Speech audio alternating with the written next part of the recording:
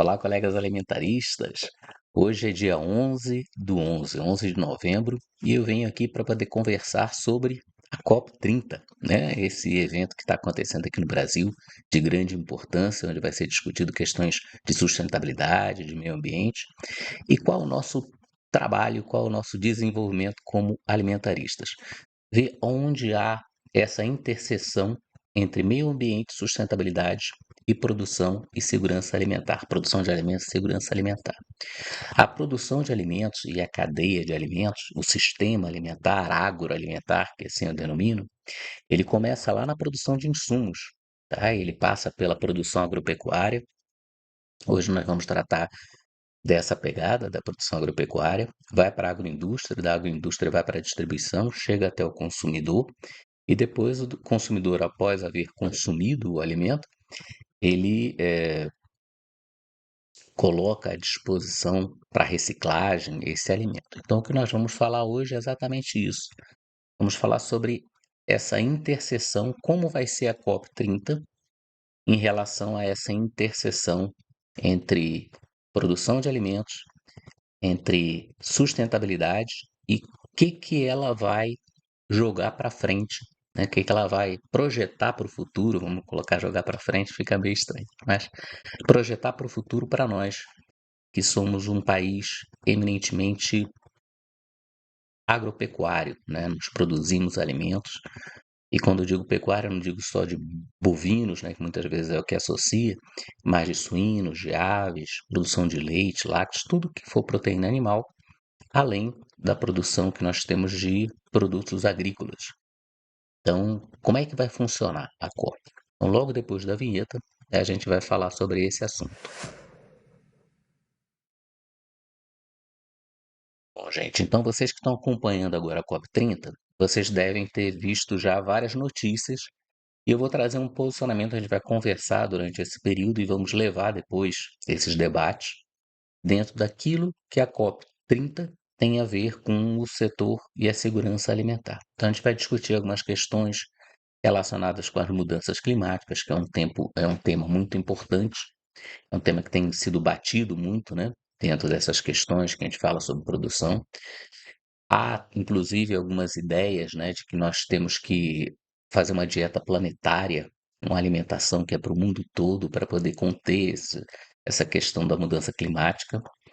Essa relação da mudança climática, o efeito que tem, aí a gente está tendo a COP30 na Amazônia, né? O efeito da Amazônia no controle dessas mudanças climáticas. E aí uma série de temas nós vamos debater. Mas hoje eu quero discutir, principalmente depois da abertura da COP30, quais os caminhos e os nortes que a gente tem que pegar como referência. Então, a primeira coisa que eu vou fazer é compartilhar com vocês sobre a questão do discurso do Lula, tá certo?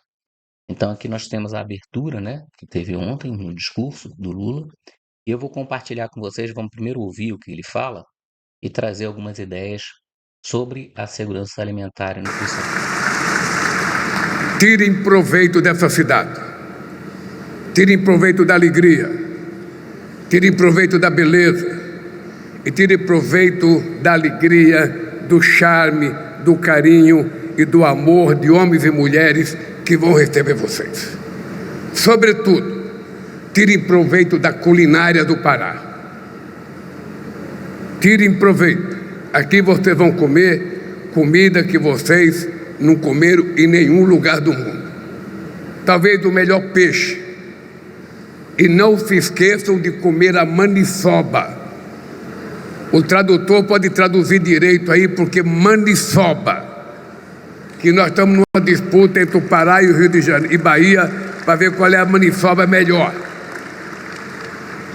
E queria dizer para vocês que fazer a COP aqui é um desafio tão grande.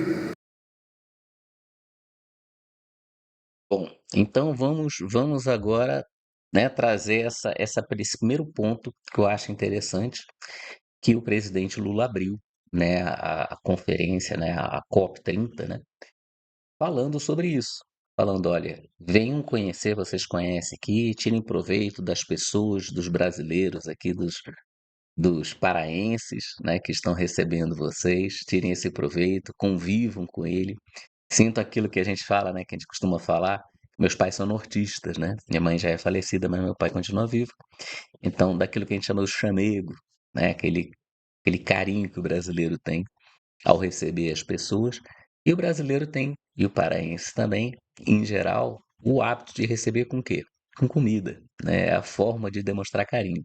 Por isso, inclusive eu já falei isso em vídeos anteriores, eu fui movido para essa área do alimento, porque pais paraenses recebem as pessoas normalmente com comida, né? E a tradição alimentar. Então a maniçoba, tem até um vídeo que eu falo sobre isso, não mexam na minha maniçoba, não mexam no meu tucupi, o peixe amazônico, né? Nós temos peixes deliciosos realmente, tem por hábito comer o mapará, comer o filhote, né?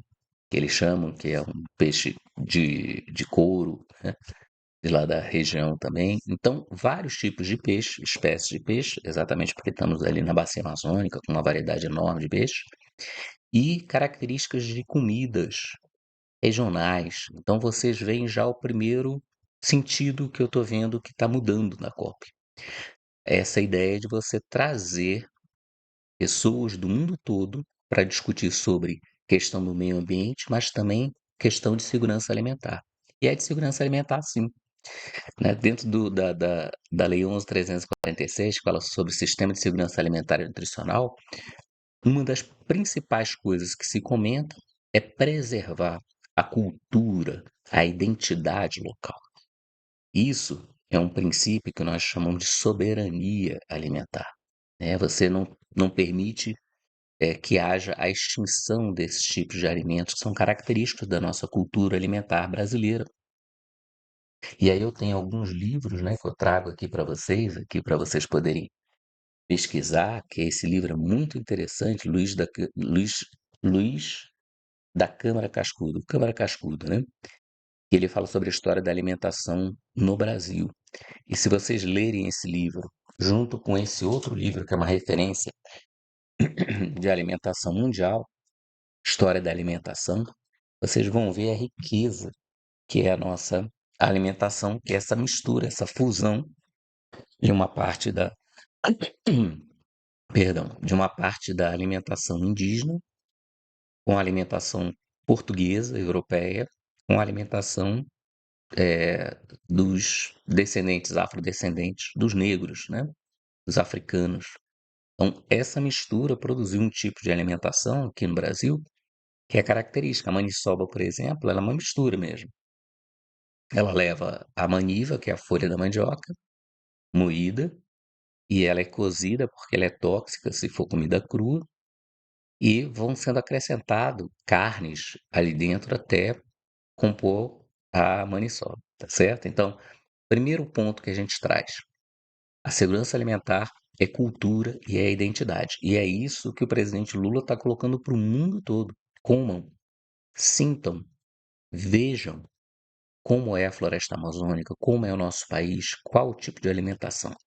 Então, aí já temos a primeira questão relacionada entre sustentabilidade, porque a sustentabilidade é econômica também, você poder vender produtos que são característicos do Brasil, com essa característica de agregar valor à nossa alimentação, ao mesmo tempo que você mostra o que é realmente a floresta amazônica, para que as pessoas tenham dimensão, pessoas que nunca conheceram, nunca pisaram lá, tenham a dimensão da conservação que o Brasil exerce, tá certo? E aí, na produção de alimentos, essa relação da conservação.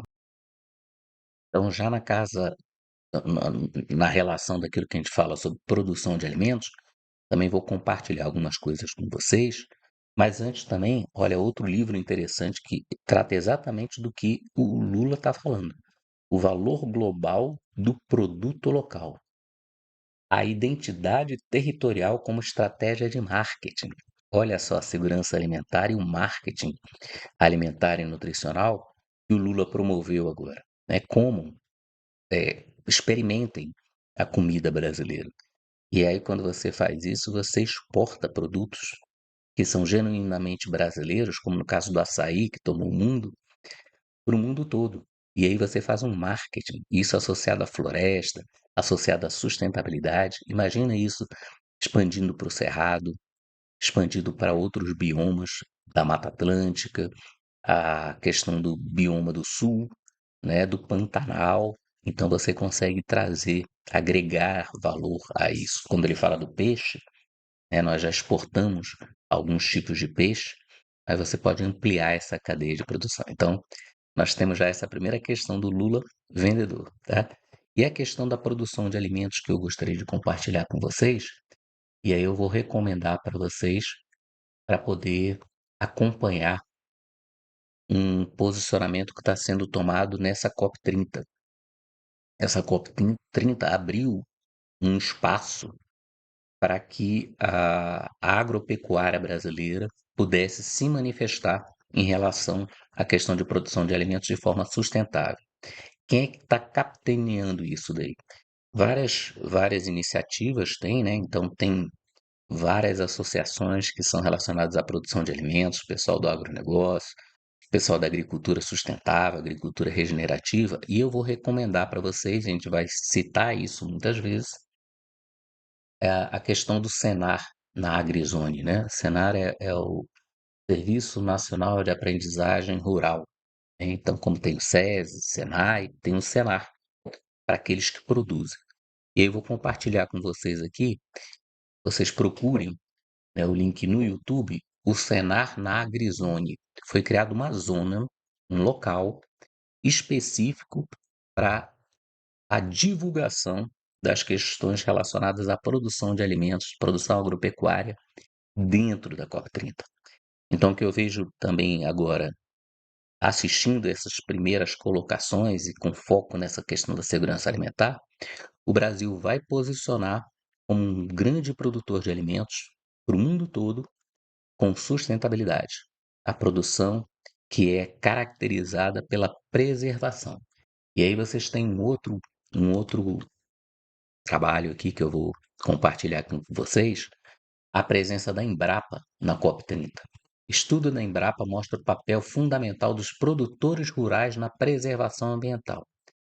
Tá? Então, o que a Embrapa está trazendo aí? Ela está falando o seguinte: nós vamos continuar produzindo, nós não temos que criminalizar o produtor, pelo contrário, temos que trazê-lo, e a grande maioria, e eu afirmo isso sendo produtor rural também, a grande maioria dos produtores produzem exatamente dentro das normas, daquilo que foi acordado, daquilo que foi acertado. Temos que fazer cadastro ambiental rural, temos que assumir custos em relação a isso, mas mesmo assim o produtor permanece. Deixarmos áreas que nós adquirimos por um valor médio de hectare paradas. E nós temos a responsabilidade de preservar. Caso aconteça entre um fogo, alguma coisa do tipo, nós somos responsabilizados. Então, é exatamente isso que a Embrapa traz. Isso não existe em lugar nenhum do mundo, tá, gente? A forma como nós preservamos a nossa área. E aí, olhem esses dados aqui de preservação, tá? Então, eu vou trazer aqui o corpo. Eu vou ler um pedacinho aqui para vocês, tá? Então, no segundo parágrafo está aqui. De acordo com o estudo, esse estudo, Atribuição e uso e ocupação do solo do Brasil, realizado pela Embrapa Territorial, que ela faz essa análise de satélite, pega dados de vários anos para poder verificar ano após ano como está sendo o uso e ocupação do solo no Brasil. Inclusive, só fazendo um adendo, a Embrapa Territorial, ela fez um estudo, o primeiro estudo grande estudo que ela realizou para poder verificar essa área, né, quanto que a gente preserva dentro do Brasil todo. E dentro desse estudo foi comparado com dados da NASA e nós ganhamos em precisão nesses detalhamentos de estudo. Então, a Embrapa ela é reconhecida mundialmente por trazer dados que são precisos. Então, olha só os dados que ela traz. De acordo com o estudo, cerca de 65,6% do país ainda mantém vegetação nativa preservada. Vocês fazem noção disso? Nós produzimos essa quantidade de alimentos que exportamos, mantemos quase 1 bilhão de pessoas entre o Brasil e outros países do mundo com o alimento que nós produzimos, e nós mantemos 66, quase 66% da nossa área com vegetação nativa preservada. Então, eu acho que agora é o momento de nós mostrarmos a COP30 como o Brasil trabalha e trabalha bem, e sermos referência na agricultura tropical. E aí ele coloca ainda outro dado aqui. As áreas dedicadas às atividades agropecuárias, lavouras, pastagens, florestas plantadas, porque nós temos também a questão da integração lavoura, pecuária, floresta, o uso de florestas para extração de madeira, de celulose, né? Essas, essas culturas ocupam 31,3% do território. Então, nós temos um detalhe interessante também. Hoje, 44% das áreas preservadas no país estão sob a responsabilidade de produtores rurais. Então, dessas áreas todas, nós temos o principal vigia dessas áreas é o produtor rural, tá certo? Então, nós temos, por isso que também muitas vezes se fala sobre a Amazônia, que ela não deve ser intocada, ela deve ser ocupada, porque é responsabilidade daquele que ocupa cuidar daquele território. E ele pode ser monitorado, o que muitas vezes não acontece quando nós vemos, principalmente na Amazônia, no bioma da Amazônia, há o desmatamento ilegal, porque são áreas públicas muitas vezes, né? Ou áreas de reservas indígenas que não têm controle, o governo não dá conta, né, de cuidar de tudo. Então, por isso que é importante também que haja, sim, essa distribuição de terras para alocar o produtor rural, e ele é responsável no bioma amazônico de preservar 80% da área original como área de reserva. Assim como você tem em cada região do país, né, uma característica de percentual, no cerrado, no cerrado que vai mais para o sentido ali da Amazônia Legal, né, por exemplo, Tocantins, que tem áreas de cerrado, você tem uma área de preservação de 35%. Então, o produtor adquire 100% da propriedade, mas ele pode só usar 65%.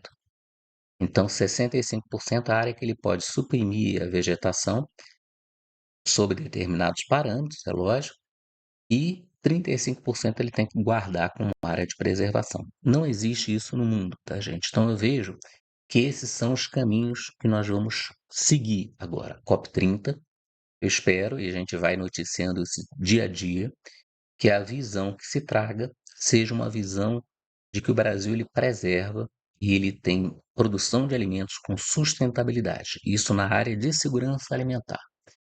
E aí eu também sugiro para vocês um outro, um outro tipo de leitura, né? Qual o posicionamento que vem trazendo o CNA, Confederação Nacional de Agricultura, junto com o Senar, sobre a agropecuária brasileira na COP30? Então, esse posicionamento é interessante que vocês leiam, vocês que têm interesse em saber sobre a produção de alimentos dentro do agro, né? E quando eu falo agro, incluo tudo, tá, gente? Sempre quando nós falarmos sobre agro, nós incluímos tudo.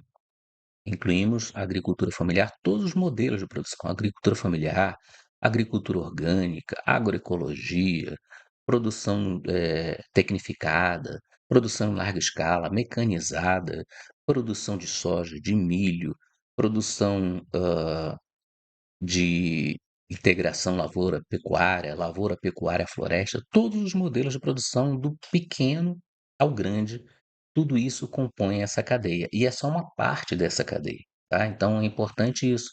O presidente ele falou, por exemplo, da parte final ali da cadeia. Provem a maniçoba, olha aqui, ó. Valor global do produto local.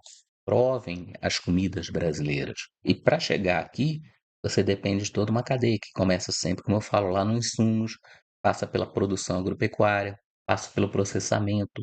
As carnes que são utilizadas na maniçoba, muitas carnes são carnes como a gente utiliza na feijoada, carnes que você processa, né? Suíno, então você usa linguiça, você usa costelinha defumada, carne de porco, né, em geral.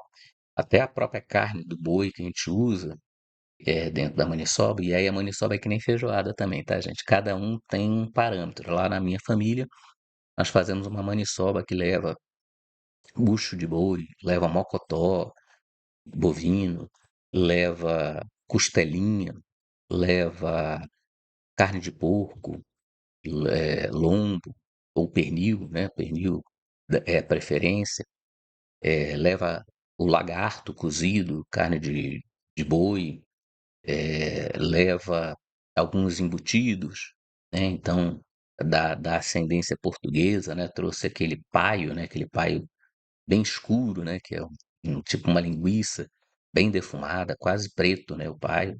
E tudo isso daí vai sendo apurado ali dentro por uma semana, 10 dias, né, para poder compor aquilo que nós chamamos da maniçoba.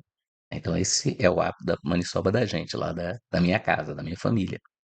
Mas, em geral, é mais ou menos essa base. E tudo isso necessita de produtos da agroindústria, produtos que são distribuídos da parte de distribuição e logística até produzir a mandioca, a maniçoba. Então, essa cadeia eu creio que está sendo valorizada e vamos cada vez mais trazer isso. Então, prestem atenção, a gente vai transmitindo as notícias do que vai acontecendo, vamos conversando dia a dia com vocês, sempre com foco na segurança alimentar. Vamos mostrar alguns processos que vão ser interessantes ser debatidos sobre a questão da produção de gases de efeito estufa dentro da nossa agropecuária brasileira, tá certo? Eu espero que vocês gostem dessa série que a gente vai fazer esse acompanhamento, vai ser diário. E solicito, peço para vocês, enviem dúvidas. Se vocês têm questionamentos, toda terça-feira, e nessa terça-feira, dia 11, nós vamos fazer a primeira live. Toda terça-feira, às 19 horas, nós fazemos uma live. Essa live, ela vai disponibilizar essa oportunidade, vai permitir essa oportunidade de nós conversarmos sobre a COP30 com essa visão da produção de alimentos, da sustentabilidade na produção de alimentos, da soberania alimentar, da segurança alimentar, da sinergia entre os elos dessa cadeia de produção e vamos falar também sobre a questão da saudabilidade dos alimentos que são produzidos no Brasil e aquilo que pode ser promotor de saúde dentro desses alimentos. Eu já antecipo o açaí, né, que é um exemplo clássico, mas a gente vai falar sobre outros tipos de alimentos. Então, espero que vocês gostem do acompanhamento, da série da gente, e fico aguardando vocês hoje na live, terça-feira às 19 horas e toda terça-feira. Nessa terça-feira e na próxima, a gente vai falar sobre a Copa. Saudações alimentaristas a todos e um forte abraço.